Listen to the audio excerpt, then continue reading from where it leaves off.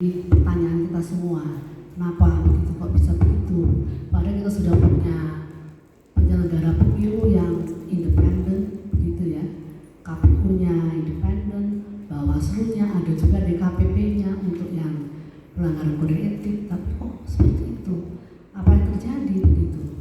Apakah karena ini adalah dampak dari ekosistem politik, ya, jadi lingkungan politik itu kita, ya, sebab penyelenggaraan pemilu itu adalah tidak bisa dipisahkan dari aspek politik, gitu ya. Sebab pemilu itu adalah kompetisi politik, gitu ya, yang melibatkan para aktor, ya, dari partai politik, gitu ya. Kemudian juga di situ ada juga lembaga-lembaga lainnya yang berkepentingan untuk output atau hasil akhir dari pemilu kita. Nah, saya kira kita mesti kembali pada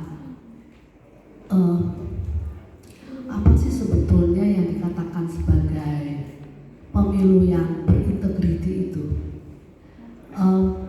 Pada tahun 2012, Kofi Annan yang waktu itu adalah Sekjen PBB itu mempublikasikan mengenai satu konsep baru yang dikatakan sebagai election with integrity, ya.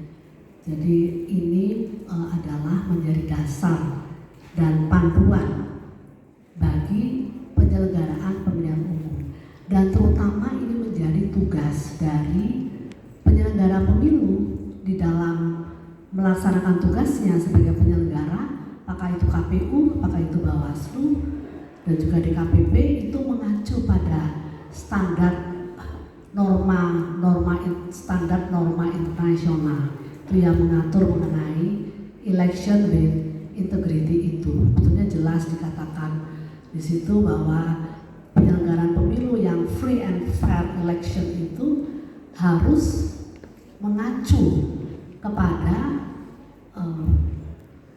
values, ya, norms values dan democratic values, ya. Jadi penyelenggara pemilu itu mesti di dalam bekerja melaksanakan tahapan-tahapan pemilu yang panjang itu. Tahapannya mulai dari pendaftaran pemilih sampai ujungnya itu adalah pemungutan dan penghitungan suara. Itu kan 7 tahapan itu yang sifatnya sequences, ya, yang tidak bisa di harus berurutan.